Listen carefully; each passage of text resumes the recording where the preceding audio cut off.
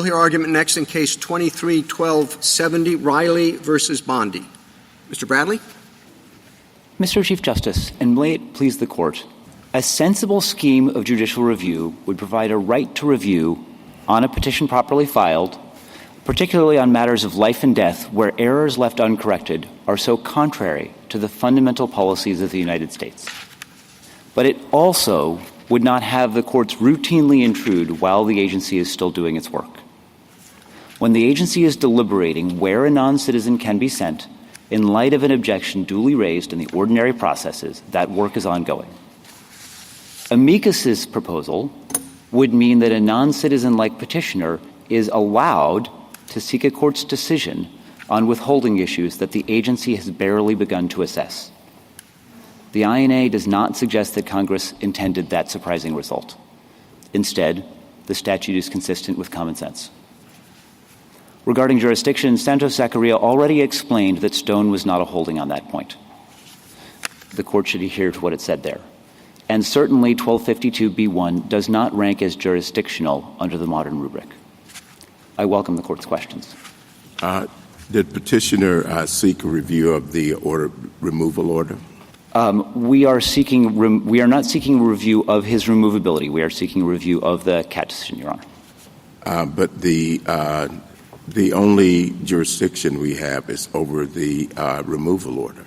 I think that's. I would question that premise, Your Honor. A4 or does a also final allow. Order. Excuse me, a final order. The court, the statute allows the court to conduct review within 30 days of a final order of removal, but it also clearly says the court has jurisdiction to review a CAT order, as the court explained in Nasrallah already. Have we ever said that you could do that independent of the final order? Not independent in the sense, and that is exactly the problem, Your Honor. I think that the sensible approach is to wait until the agency has concluded all of its work, and then you have one petition that encompasses removability, the order of removal, and the CAT questions that are Does the CAT question then convert the final order into a broader final order by attaching itself to that? I think what Nasrallah teaches us, certainly, is that it does not convert a CAT order that says that denies CAT relief is not converting the final order into something else, except from the timing of it and what gets decided is affecting the finality. Because as we explained in the brief, and I believe the government agrees, where you can be sent is something that remains to be decided.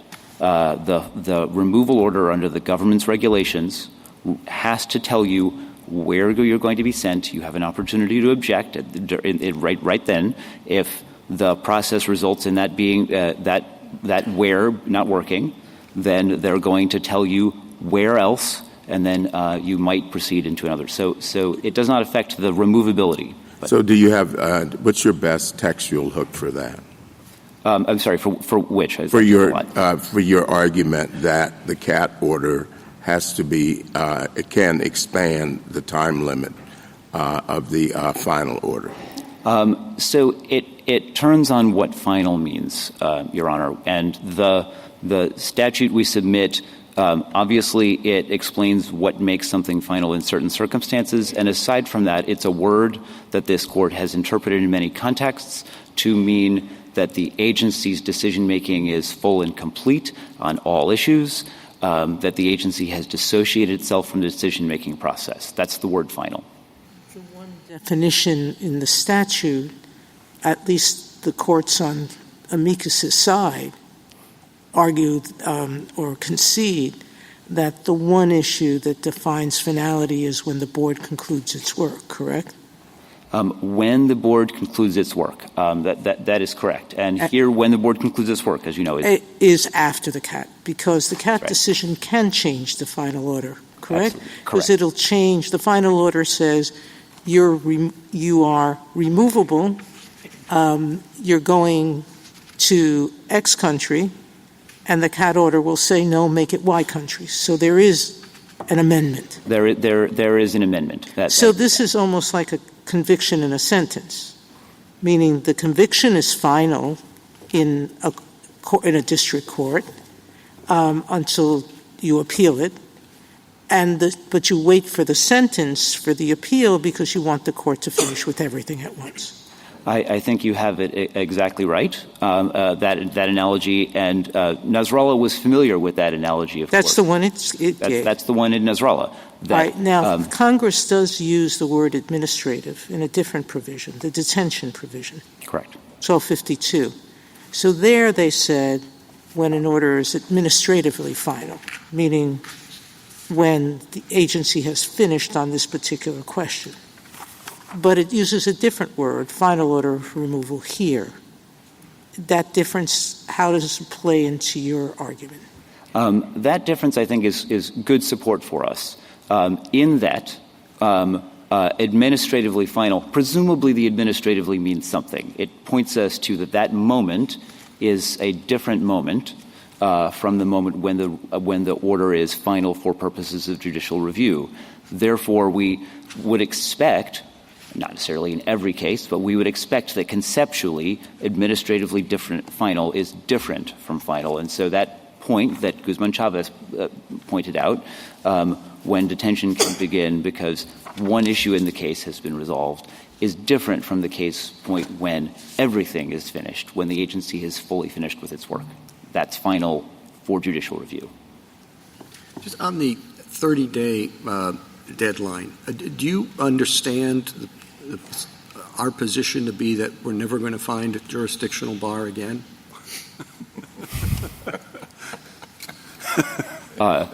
Certainly not. I think that there may well be one out there. I have not canvassed the U.S. Code, but the court has demanded something very clear from Congress to indicate that a time bar is jurisdictional, and there's nothing more here than the others that have not been jurisdictional.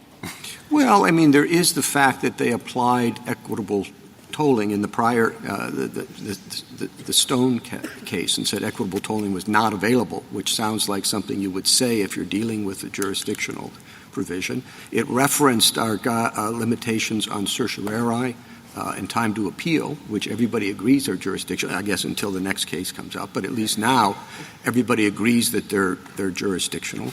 I mean, is it really a magic words case that statute has to say, and this is jurisdictional? So I'm going to take that in two parts, if I could.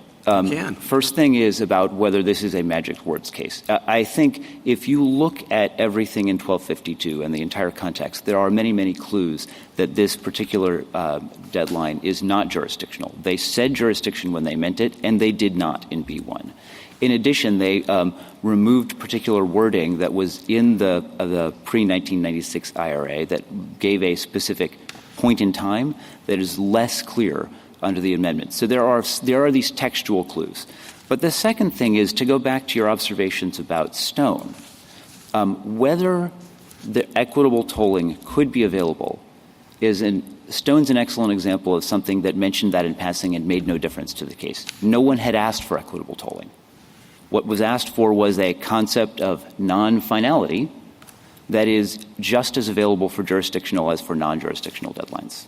Mandatory claim processing, which are non-jurisdictional, you can't equitably toll either, correct? Also true. Also, I just want to explore whether there's any daylight between your position and the government's position here. And one area that I wondered about was whether you think the CAT order itself is a final order of removal. Pages 47, 48 of your brief kind of venture into that territory, whereas the government would say, no, the final order of removal is at 1228 Faro, but it doesn't become final until after the CAT resolution. So which is it? So I would say that there is a millimeter of deadline that will not matter. So let me explain that. We agree that the FARO is an order of removal.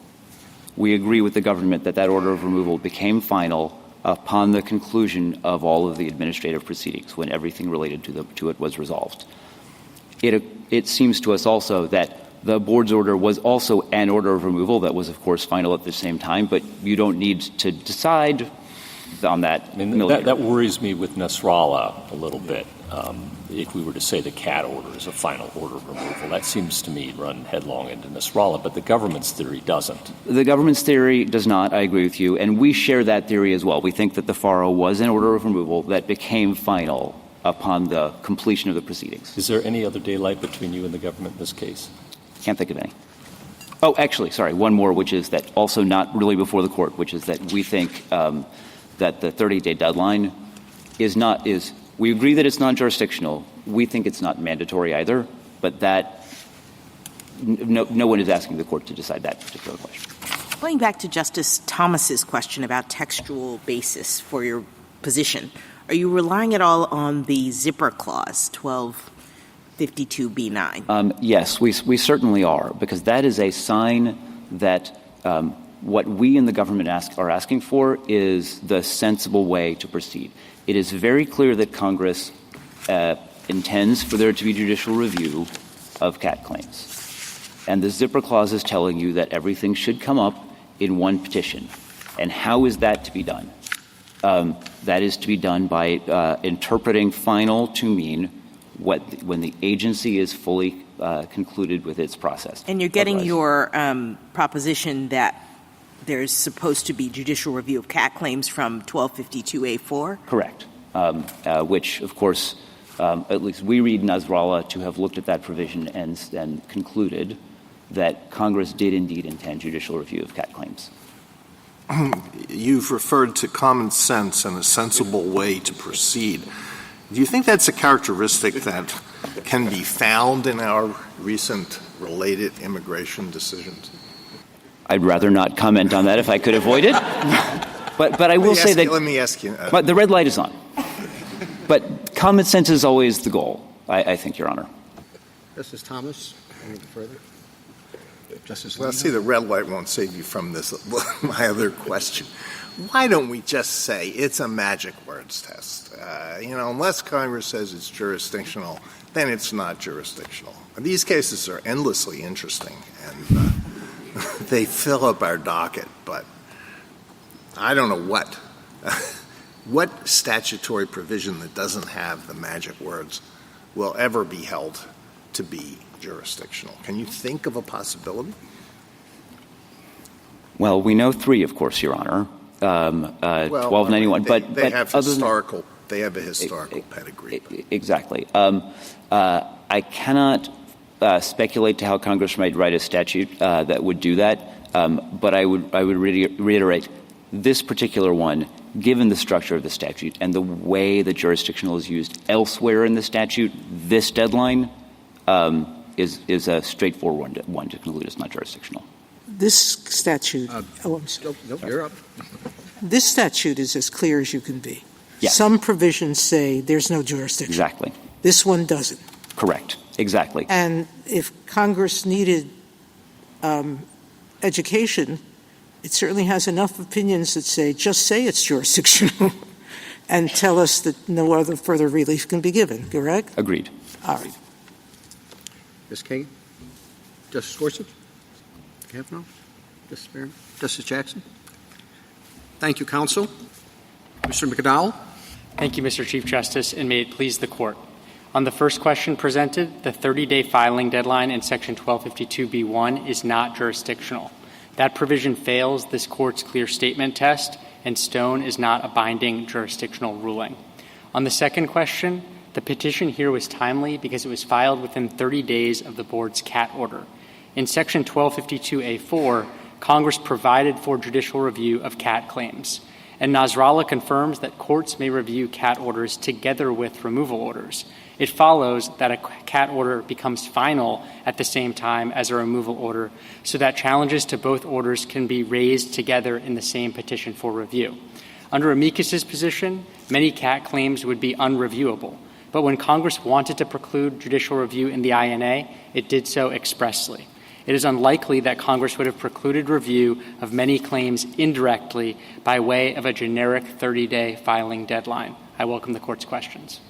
Can you give us an example of a instance in which a claim B can be considered with appeal B can be considered with appeal A, but appeal B actually expands the time limit for appeal A? I think the best analogy is the one that Justice Sotomayor pointed to, which is that a conviction cannot be appealed until after the sentence, even though the sentence doesn't affect the validity of the conviction or merge into the conviction. Okay, let's try the civil context. Can you think of any other provision? I suppose there the way it would work in a remedial scheme, remedial decision as opposed to a liability decision, the remedial decision wouldn't affect the liability decision, but we would still, under the final judgment principle, not allow an appeal of the liability ruling until after the remedial decision is done. And I think the same basic logic applies here, because as Nasrallah points out, a CAT order does not affect the validity of a removal order, but our position is that the removal order doesn't become final until the end of CAT proceedings, because that's when the agency has finished its work on the case and disassociated itself from the case, which is the basic final judgment principle that always applies in judicial review in the courts of appeals. Dal, can you give us some examples of, you say that adopting Mikas's view would leave certain CAT orders unreviewable. Can you give us some examples? So I think under his position, I think the CAT order in this case would be unreviewable because petitioner didn't file the petition for review within 30 days of the Section 1228 I think your friend, though, in this case would say, well, he could have done. So our point is that if you're referring to the premature protective petition scheme idea, I think that there are two potential legal problems there. One is the zipper clause, which contemplates a single petition for review at the end of the case, whereas the premature filing of a petition supplemented by a later filing related to the CAT claim, I think runs counter to that idea. I also think that if the Court were to adopt amicus's reading of the statute, one potential upshot of that is that Congress intended to foreclose review of these claims. And if Congress wanted to foreclose review of these claims, we don't see how courts and litigants could adopt a workaround scheme to get around that. But obviously our frontline position is that Congress did want review of these claims. I think your friend on the other side would say, well, they can file these protective appeals and courts of appeals can hold on to them, and then when the CAT order matures, you're good to go. Would courts of appeals have to keep those notices of appeal on their docket? Could they, is there a risk they might dismiss them? I'm just not sure. I've not held a notice of appeal on my docket as an appellate court judge on the 10th Circuit for, a year, 2 years while the CAT order is on? I just don't know. I haven't encountered that. I think this points up another problem with this idea, which is that I don't actually think it's a particularly effective way of preserving judicial review because these procedures lie within the discretion of the courts of appeals. And so some courts of appeals may deny a motion to hold a case in abeyance. So I think we would end up with a patchwork system where some circuits are generally preserving review of these claims, others are not, and there might be even variation within circuits. We also see some other practical problems with the system. One is that it leads to a flood of meritless prophylactic petitions, which really aren't challenging the removal order itself. They're just a placeholder for a later decision that may actually go in the alien's favor. The second problem is that it creates a trap for the unwary because many people in this system are unrepresented and won't know that they have to file this sort of counterintuitive protective petition. And then finally, it does create administrative burdens for the courts and for the government. And what we've seen in practice is that many of these protective petitions end up being abandoned at the end of the day because the person gets withholding relief or because they just don't want to pursue the petition. So it really is just a waste of resources in many cases. Could I speculate and say, you're right, if we accept amicus's argument, basically CAT orders won't be reviewable because in those places where the courts don't want to stay the appeal of a petition for removal. That would happen for aggravated felons, and some people might say, well, that's a good thing. Congress didn't want them to delay deportation any longer than necessary. So I could see some people saying, don't worry about those guys, okay? But doesn't the board in a fairly significant number of regular asylum cases regular petitions for removal where the person's not an aggravated felon or someone else who's done something other than be here illegally, doesn't the board often split those decisions? It does. It does, Justice Sotomayor. So it affirms the petition for removal, Yes. but it remands That's correct. for the CAT claim. And under Amicai's position, those people who are not aggravated felons, those people then are deprived totally of the zipper clause, correct?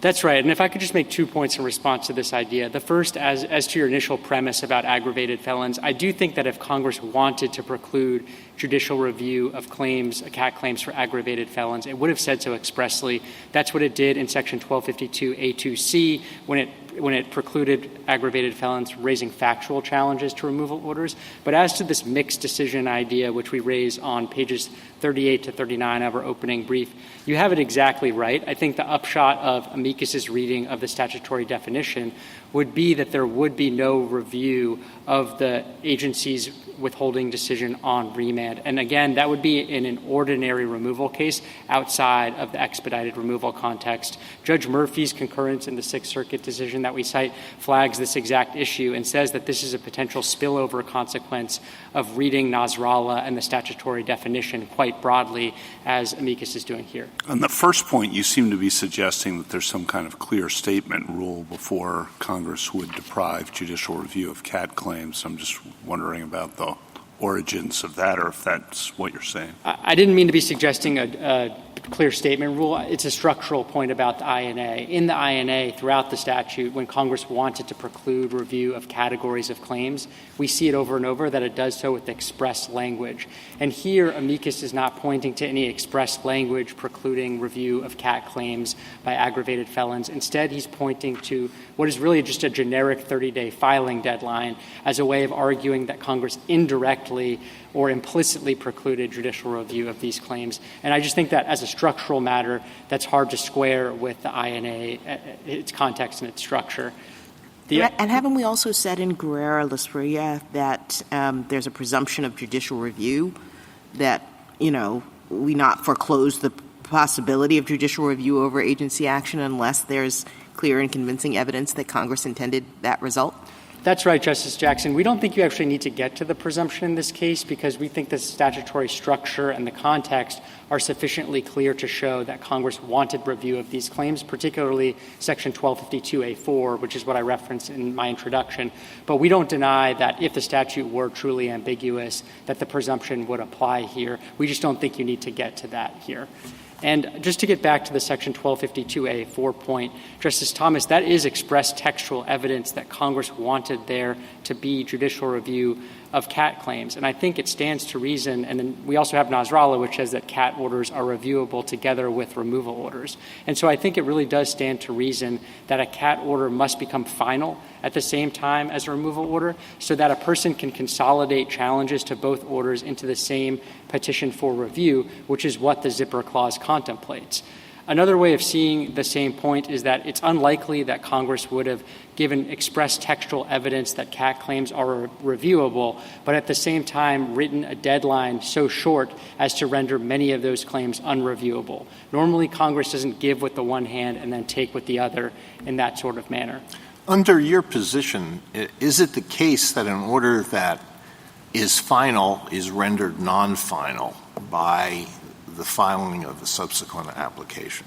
No, that's not our position. Our position is that when a person has a withholding-only claim, the Section 1228B removal order does not ever become final until the withholding-only claim is resolved. It's not that it is final and then becomes non-final. It's that it never became final in the first instance until those proceedings are resolved. And that's because Okay. What is the time requirement for filing a withholding-only claim?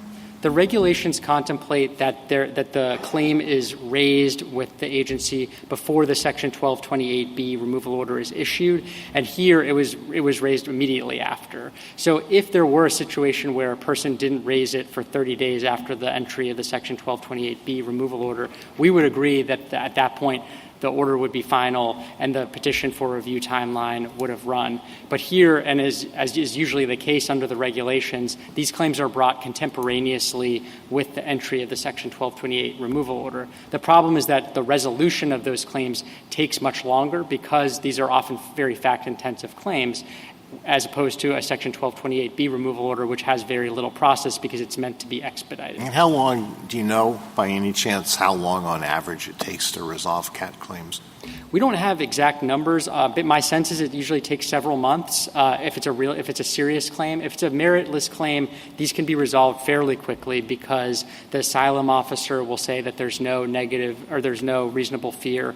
Then the immigration judge will sustain that. And both of those officers have to make those decisions within a 10-day span. So they can sometimes be resolved relatively quickly. But here, when it's a serious claim, here the IJ actually found that he was entitled to CAT relief, and then that was reversed by the BIA. When it's a serious claim like that, it can sometimes take several months to even over a year. The dissent in Guzman-Chavez pointed to some instances where they took multiple years, I believe. So as between the two, in light of that, as between these two options, which one is preferable and why? The first would be the requirement that a prophylactic petition for review be filed, and the second would be your position that there's no need to do anything until after the CAT claim is resolved. Do you think that there's a risk that your position would lead to greater delay? I don't think it would lead to greater delay because people are going to have incentives to bring these withholding-only claims no matter what, because they can always bring the claim before the agency, and the removal order will be stayed pending the agency's resolution of the claim. So these claims are going to be brought either way if there's a plausible reason to bring them. The only additional delay under our interpretation versus amicus's, and I'm setting aside the protective petition scheme, which I've already discussed, but the delay here would be the time needed for the Court of Appeals to review the withholding-only determination. And I also want to just point out, in terms of the any public safety concerns about giving this additional time or additional process to aggravated felons, it's important to bear in mind that they can be detained throughout the entirety of the agency proceedings as well as subsequent judicial review proceedings, and this Court affirmed that power in Guzman-Chavez. So just as a matter of government practice, when you have the order of removal but the CAT proceedings have not yet been concluded, what does the government feel itself free to do with the alien? So the removal order would be stayed as to the designated country of removal. So we would not be able to remove the person to that country. There is this issue of third country removal. And in that circumstance, I want to first point out that under Title VIII, DHS does not pursue third country removal while the withholding-only proceedings are ongoing. But if it were to, the way it would work is this. So let me make sure I understand that. You think you have the legal right, That's right, to send the non-citizen to some other country where he doesn't have a CAT claim, but in fact the U.S. government does not exercise that right. Under Title VIII, we do not do that as a matter of practice. We do think we have the legal authority to do that with the following caveat. We would have to give the person notice of the third country and give them the opportunity to raise a reasonable fear of torture or persecution in that third country. If they raise that reasonable fear, the withholding-only proceedings would simply continue. They would just focus on the new country rather than the original one. But you don't have the legal power to remove the person to the country for which there is a pending CAT claim. That's exactly right. The regulations prohibit that. And that's another reason why we think that confirms that the removal order doesn't actually become final until the end of withholding-only proceedings. The withholding-only proceedings affect the implementation of the removal order for that very reason. If a person is granted CAT protection, that means that the person cannot be removed to the designated country of removal. Thank you, counsel. Justice Thomas, anything further? Would the party have to request consolidation with the removal order proceedings? Under our position, under our frontline position, no, because the removal order does not become final until the end of the CAT proceedings. Only after the CAT proceedings conclude would the person be able to file the petition for review. It would be exactly the way it works in ordinary litigation, where the appeal is filed after the entirety of the district court proceedings have come to a conclusion. That's what we're proposing here. So how would that work in this case? You have a removal order that's being appealed, right? A final order. So in this case, the petitioner brought his petition for review after the CAT order was issued. Yeah. And we are saying that that was okay because the order of removal did not become final until the end of the CAT proceedings. So his petition here was timely because it was within 30 days of the CAT order. And the CAT order was what rendered the removal order final. Justice Alito? In this case, if we were to hold that the 30-day deadline is not jurisdictional, waivable, and if we disagree with you and accept amicus's second position, that a final order of removal is final when it's issued, regardless of the CAT, will the government honor their commitment to waive the deadline for Mr. Riley? Yes, we would. Justice Gorsuch? Justice Jackson? Thank you, counsel. Mr. Hammer? Mr. Chief Justice, and may it please the Court. Congress has barred courts from reviewing claims under the Convention Against Torture except on a petition for review of a final order of removal. Under Section 1252b1, such a petition must be filed not later than 30 days after the date of the final order of removal. The Fourth Circuit correctly held that Mr. Riley's failure to comply with that deadline meant it was jurisdictionally barred from reviewing his petition. The Fourth Circuit rightly recognized that the filing deadline is jurisdictional. This Court already held as much in Stone, which is a jurisdictional precedent in both reasoning and result. And Santos-Zachariah, which was focused on the INA's separate exhaustion provision, didn't disturb the deadline's jurisdictional status.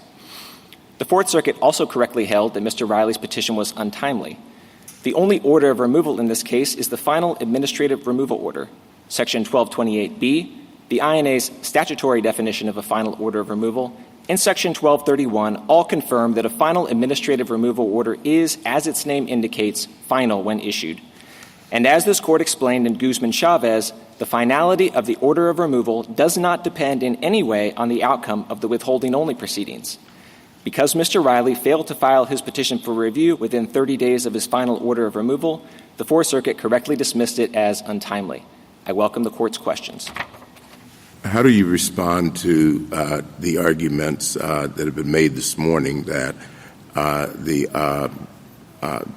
that this expands the time for the removal order? I think that the statutory deadline requires filing the petition for review within 30 days of the final order of removal, and I think statutory text and context make clear that a final administrative removal order is final when it is issued. So what do you make of the argument that, I asked the other side whether or not, what textual basis they had for this? And, of course, I don't think there's much, but would you address that? Your Honor, the only textual basis that this Court has recognized for judicial review of a CAT claim comes from filing a petition for review of a final order of removal in compliance with the requirements of 1252. Nasrallah explained that allows the Court to review a CAT claim alongside a final order of removal, but if an alien does not file a petition for review within 30 days of the final order of removal, the Court is not able to review the CAT claim.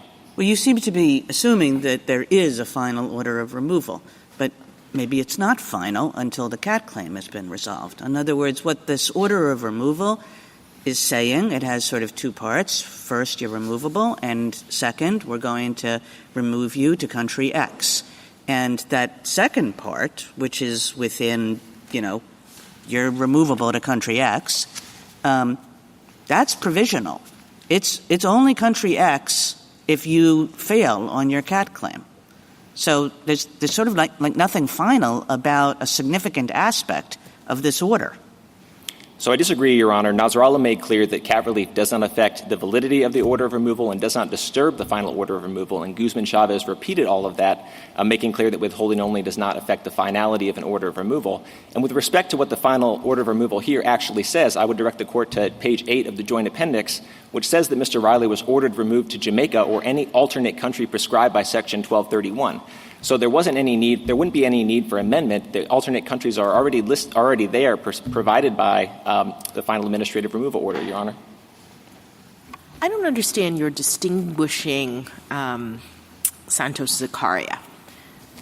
It seems to me that if Stone's jurisdictional language was binding in the way that you claim, that it would have governed the outcome in that case as well, because both of them are in the same provision related to judicial review. So can you just help me to parse them in the way that you have done? Yes, Your Honor. I think Stone is a jurisdictional holding as to the filing deadline that it actually considered.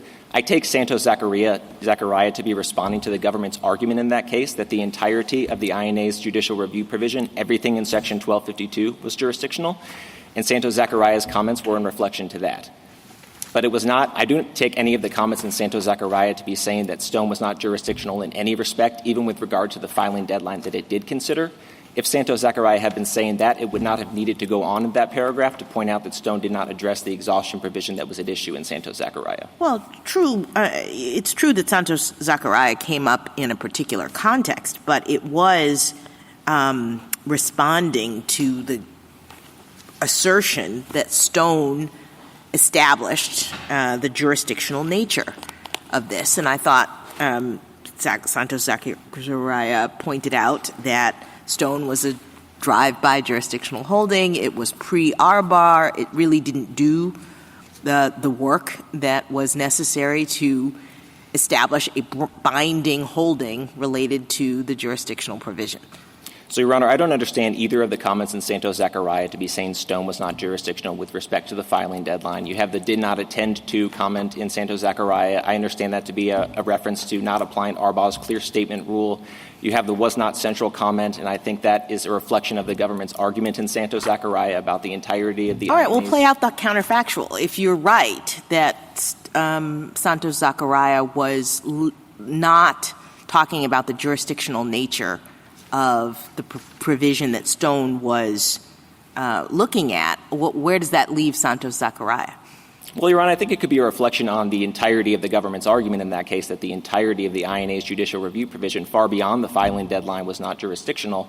But even if I'm wrong about those comments, and those comments were meant to say that Stone was not jurisdictional in any respect, even with regard to the filing deadline that it did consider, I don't think that was necessary to the result in Santos-Zakaria. Santos-Zakaria was focused only on the separate exhaustion provision that was not at issue in Stone. And I think I would take the lesson from this Court's decision in Thrive to be that when the issue is what this Court held in a prior decision, this Court should look to that prior decision and not a subsequent opinion interpreting it. Mr. Hammer, can you think of another situation in which judicial review is precluded just by virtue of the way the fast track or the two-track system works? In other words, we're not looking at a situation, putting aside the zipper clause, but we're not looking at a situation where Congress has said expressly that in this situation where you have a fast track removal, judicial review is precluded. It's simply by operation of the fact that the removal order is going to have to be executed before the withholding claim gets all the way through. Is there another situation like that? So two responses, Your Honor. First, I don't think judicial review of orders concluding withholding-only proceedings is precluded by the Fourth Circuit's reading. The parties have identified various ways by which aliens could obtain review of those orders. Well, let's assume the government's kind of disclaimed that now. So if those aren't, in this hypothetical, just assume those are off the table. Yes, Your Honor. If those are off the table, if those are not valid, then I think this is a unique form of judicial review. I'm not aware of another one that is like this. It allows CAT claims to be reviewed, but only if you file a petition for review of a final order of removal. So I'm not aware of an analogy to it, but I don't think it would be surprising if Congress meant to restrict judicial review that it would do it for these particular classes of aliens who have been convicted of aggravated felonies and illegal reentrants. That would not be a surprising class given Congress's interest in expediting the removal of those aliens. Is that consistent with the presumption of judicial review? So again, frontline position is that I think there are means available to get judicial review. Setting that aside, I don't think the Court needs to resort to the presumption given the plain meaning of the filing deadline. Would you say then that your argument maybe not hinges, but is helped significantly by the available of these alternate routes? I think it has helped, but I don't think the presumption needs to be raised at all because I don't think the text is ambiguous with respect to what the meaning of a final order of removal is, Your Honor. But if your frontline position is that there is judicial review, even with respect to these people who are in expedited proceedings, if that's your frontline position, isn't it a quite odd way to write a statute to say yes, you get judicial review, but we're going to set up a 30-day deadline, which effectively precludes you from ever getting that judicial review? Well, I think it wouldn't preclude you from getting the judicial review. If these alternative means are available, it would just require you to file the protective petition and hold it in abeyance, which the government represents has been done in the Fourth Circuit since this decision. And I think this Court has been clear that administrative burden or complexity is not a reason to depart from the plain meaning of the statute. But I also think there was a good reason for Congress to do it this way, and I think this relates to the policy consequences of Mr. Riley's and the government's position. So Mr. Riley's and the government's position separates administrative finality on the one hand from finality for purposes of judicial review on the other. And by doing so, they create a risk that aliens can be removed from the country to a third country during withholding-only proceedings without ever having the chance to go into court and get a stay. That's a significant policy problem, and that's because, as everyone here agrees, the final administrative removal order is administratively final as soon as it's issued. That authorizes the government to remove the alien to a third country so long as the government provides a notice of that and the alien doesn't have a fear of persecution or torture in that country. But as long as withholding-only proceedings are ongoing, according to Mr. Riley and the government, there will not be a judicially final order, and so the alien won't be able to go into court and get a stay. That's a particularly significant problem because there will be cases in which aliens both want to challenge the validity of their 1228B orders and seek withholding relief, and those aliens will be put to a difficult choice. They will either need to forego their withholding proceedings so that they can immediately get judicial review and a stay of their 1228B orders, or risk it, go into withholding proceedings knowing that there's a chance they might be removed to a third country before ever having the chance to go into court and get a stay. That cannot happen on the Fourth Circuit's reading because the Fourth Circuit's reading marries administrative finality with finality for purposes of judicial review. I'm sorry. I thought that there was a stay for the petition for removal when a CAT claim is made within the 30-day period. There is not, Your Honor, and the government explained that the government believes itself and does, in fact, have the authority to remove an alien to a third country. To a third country, but Exactly. They said, you forgot the subject to notice and an opportunity to file an amended CAT claim on the new designation. So it's not an open-ended thing. And you answered Justice Barrett by saying it makes sense that aggravated felons and people who have come back illegally shouldn't have expanded appellate rights under CAT. But the government has conceded that people who haven't had either of those two situations, who have appealed to the board and are subject to the zipper clause in terms of the 30-day period, the board not infrequently affirms the petition for removal and remands the CAT claim. You're saying those people can't appeal either. Your Honor, I think that generally in those cases, aliens would have the opportunity to do it, and that's because of the board's particular remand policy. So under a 1978 board decision called Matter of Patel, when the board remands a case, it's a general or plenary remand that allows reconsideration of any issue on remand unless But the not board... the petition for review if they've affirmed it. It would allow for reconsideration of the removability decision by the IJ unless the board expressly limits the remand to that withholding issue. So to take your hypothetical, if the board did expressly limit its remand to the withholding issue, then yes, it's possible that scenario would arise. Well, that's how I saw it when I was on the circuit court, which is the boards would affirm the petition for review, the final orders of removal, and remand just on the CAT claims. They did it routinely. So yes, Your Honor, the board has the option to expressly limit its remand to the withholding issue. I would just note that in these situations, aliens will also often be seeking asylum in addition to the withholding claim. And because asylum does go to the validity of the removal order, it would forestall the finality of the removal order while the asylum claim was being considered. Can I go back to Justice Barrett's question about the presumption? I guess I don't understand why the text of the statute is not ambiguous concerning the meaning of final order in the expedited removal context. When you look at the definition, both prongs of it are pegged to a determination by the Board of Immigration Appeals, which doesn't happen in the expedited removal context. So why couldn't that be a basis for determining that this was sufficiently ambiguous that the presumption kicks in?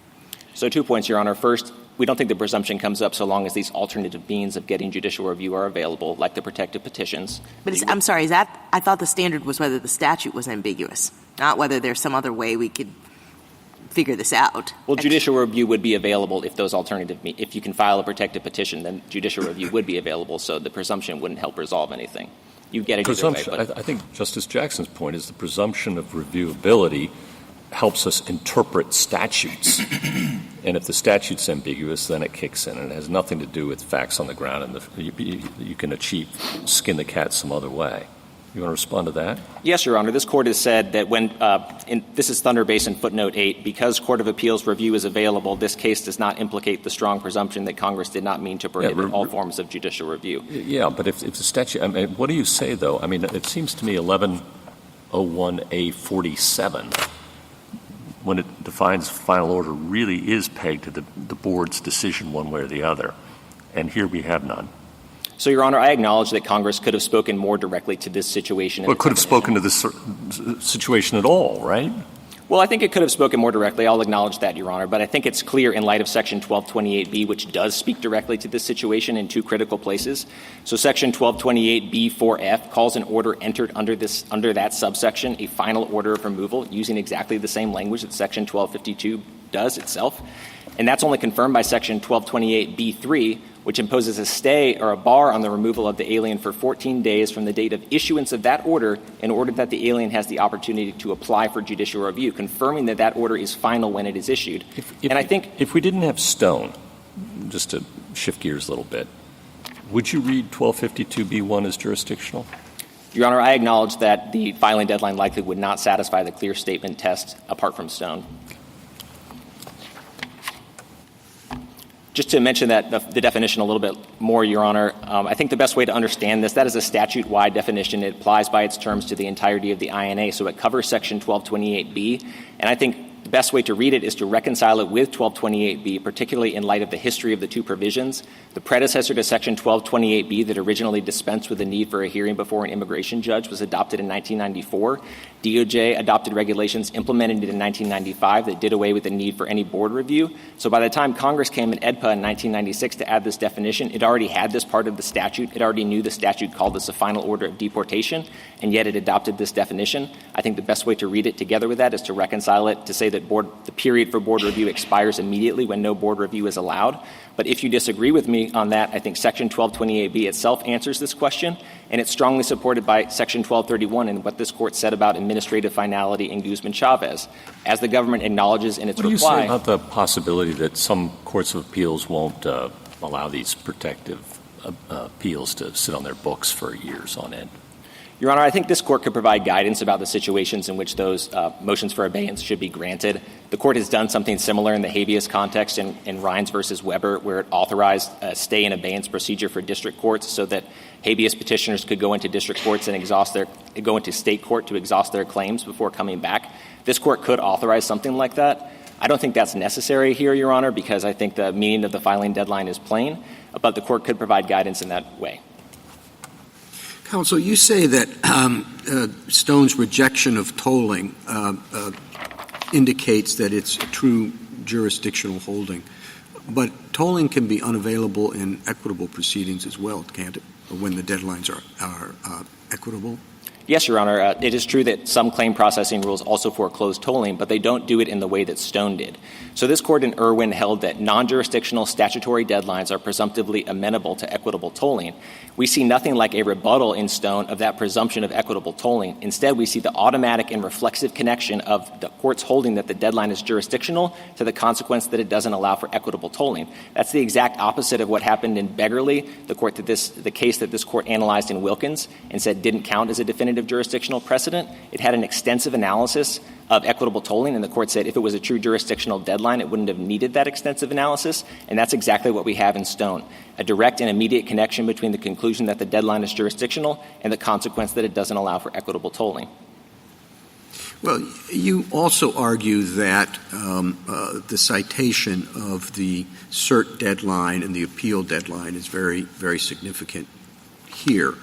But those seem to be quite different in the sense that you're dealing with vertical deadlines of quite some significance. And I wonder whether that is a particularly compelling analogy. Your Honor, I think it was the analogy that the court found compelling in Stone. It was the analogy that supported the court's ultimate conclusion that the deadline was jurisdictional and engaged in this extensive analysis, comparing the deadline to file a notice of appeal from a final order of deportation to the time to notice of an appeal from a district court judgment, which, as you point out, this court has recognized as jurisdictional both before and after Arbaugh. The court also compared the effect of the motion for reconsideration to the effect of a Rule 60B motion, which doesn't strip the Court of Appeals of jurisdiction. And I think that the force of that analogy is that it shows the court understood the filing deadline as a window of time in which the Court of Appeals could assert jurisdiction regardless of any motion for reconsideration, and after which it could not assert jurisdiction, just like in the notice of appeal context. I think all of that analysis supported what happens on page 405 of Stone and shows that the court truly meant what it said when it said that the deadline was jurisdictional. But just to underscore Justice Gorsuch's point, under our modern jurisprudence, you would agree that it's not jurisdictional, that you're relying on the Stone precedent as the reason why we should hold that it's jurisdictional here. I am relying on the Stone precedent, Your Honor, and I think this is exactly the situation in which statutory stare decisis has its effect. As this court recognized in John R. Sand and Gravel, abiding by this court's statutory decisions serves important system-wide reliance interests, promotes the overall stability and predictability of the law, and it's particularly important here because just a year after Stone, Congress and IRIRA further restricted the availability of judicial review. And we can rely on Stone to reach the jurisdictional holding that you would like us to reach, notwithstanding Santos-Sicaria's statement that in Stone, whether the provisions were jurisdictional were not central to the case. Yes, Your Honor. I don't understand that statement to be reflecting on Stone's analysis of the deadline, and to the extent I'm wrong about that, I don't think that was part of Santos-Sicaria's holding. I don't think it would bind this court, just like in the Thrive case, Your Honor. Mr. Hammer, when I asked you before why we should think of the order of removal as final, given that it's distinctly non-final, distinctly provisional as to an important aspect, which is where you're going to remove the person to, you countered to me Nasrallah. Is there anything else that you would say about that question, or is this like you think, look, that's what Nasrallah forces you to do, is to think of that order as final, even though it's not final, as to where the person can be removed to? Is there anything else other than Nasrallah? Yes, Your Honor. I think it's a strong point that this order allows the removal, even while withholding-only proceedings are ongoing, of the alien to a third country. The order does not have to be amended. Well, it does. So it is. It has settled the question of whether you can remove the alien to, any other country, but it has not settled the question as to whether you can remove this person to Jamaica here. So that continues to be an up-for-grabs question. And as I understand the government's argument, it's like as long as that's an up-for-grabs question, the order is not final. Now, you come back and you say Nasrallah, so I take the point. We have to now go read Nasrallah and see what it said and what it didn't say. But I'm not hearing anything else from you. Your Honor, no. I think the statutory text itself, so we talked about 1228B and the clear indications that that order is final when issued. 1231 also confirms I'm sorry. that. What in that tells you it's final is issued? It's called the final order of removal. Well, the question is, what is a final order of removal? Okay, so Section 1228B3 indicates that you can seek judicial review within 14 days of the issuance of the order, which would not be possible if withholding-only proceedings suspended the finality of that order. So I think that's a strong indication that it's final. But I would also point to Section 1231 and what this Court said about administrative finality in Guzman-Chavez, because many of these arguments were also raised in Guzman-Chavez, that indeterminacy as to the where question suspended the finality of the removal order. And the Court rejected that for purposes of administrative finality in Guzman-Chavez. I think there's a strong presumption that also governs finality in Section 1252, and we can see evidence of that in the statutory text in Section 1252B8A, which cross-references Section 1231 and uses the words a final order of removal to indicate the beginning of the removal period under Section 1231. So Congress is using these two terms interchangeably, and for the reasons we discussed, it makes sense for them to do so because administrative finality is the point at which the alien is then put at risk of being removed to a third country. It doesn't make sense to have judicial finality for purposes of judicial review be suspended for some period of time while the alien is at risk of being removed to a third country. Thank you. Thank you. Justice Alito? Anything further? Justice Gorsuch? Justice Kavanaugh? All right. Thank you, counsel. Mr. Bradley, rebuttal? Thank you. A couple of observations, really three things I'd like to say. One is on the question whether somebody can be removed to a third country while the withholding proceedings are in process. I'd like to point the court to the regulation at our Appendix 29A in the petition that says such alien shall not be excluded, deported, or removed before a decision is rendered on his or her asylum application. And that term is defined in the regulation to include the withholding claims. So it is, as the government and we have said, that while they have the statutory authority to remove you to somewhere else, the actual administrative process is that by their own regulations, they cannot unless they they designate another country. This is actually 20A in the appendix, that they must designate the country of removal and then give you another chance if it's a third country, you might raise an objection as to that one. By contrast, in the judicial process, of course, there is no automatic stay. This was a change in IRIRA. We have a stay in this case, but that is within the discretion of the circuit courts. I'd like to come back to 1228B3. This is the provision that says that there is a pause for 14 days. That has a great deal of force in a case where there is no withholding claim. But there's nothing about that provision that shows it was intended to cover every case. It is a limited protection of limited benefit for certain circumstances, not all of them. Third, I'd like to come back to this question of the protective petitions. It is more than simply that the courts would have to hold them in abeyance. The government is right about the volume, that you will have to petition in every case because you won't even know yet what the BIA's decision, what the IJ's or BIA's decision will be and whether there will be grounds to challenge it. In addition, you'll have to be filing a petition in response to which the government is supposed to file the administrative record for a case that is still ongoing and you're still building the administrative record. So the headaches for doing this nationwide are contrary to any other judicial review scheme that I can think of. Thank you, counsel. Mr. Hammer, this court appointed you to brief and argue this case as an amicus curiae in support of the judgment below. You have ably discharged that responsibility, for which we are grateful. The case is submitted.